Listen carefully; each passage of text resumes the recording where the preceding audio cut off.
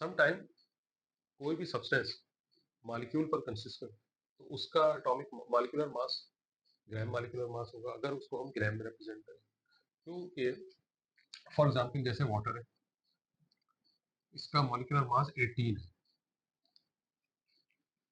तो आपको जैसे कि पिछले लेक्चर में कैलकुलेट कर चुके हैं, हाइड्रोजन का एटॉमिक मास 1 है और सबस्क्रिप्ट में 2 मेंशन करता है कि इस फार्मूले में 2 हाइड्रोजन एटम्स है और 1 ऑक्सीजन एटम।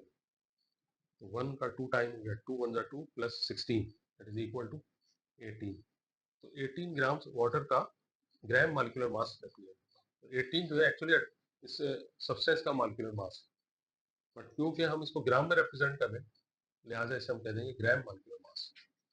तो कोई और फार्मूला ले लें, सपोज करें कि आपका substance carbon dioxide gas, carbon का भी आप मॉलिक्यूलर मास ऐड करके निकाल सकते हैं, कार्बन 12 और ऑक्सीजन 16 है, तो सबस्क्रिप्ट में 2 है which represent that oxygen is 2 time. तो 16 टू द 32 प्लस 12, ये कितना हो जाएगा 44 ग्राम्स।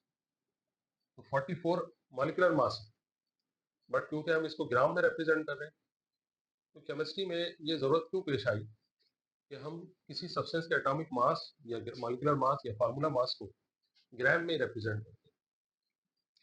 बेसिकली जितने भी मासेस हैं वो एक रिलेटिव टर्म है और रिलेटिव मास का कोई यूनिट नहीं होता, लेकिन for the sake of calculation या अंडरस्टैंडिंग हम हर मास को कैलकुलेट करते हैं in terms of grams.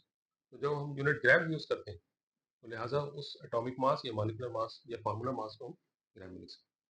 Formula mass की टर्म जो है हम वहां यूज करेंगे जहां कोई आयनिक सब्सटेंस प्रेजेंट होगा।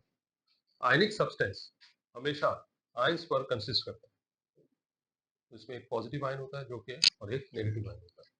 तो ये पॉजिटिव और नेगेटिव आयंस मिलकर एक फार्मूला यूनिट बनाते हैं किसी भी आयनिक सब्सटेंस का।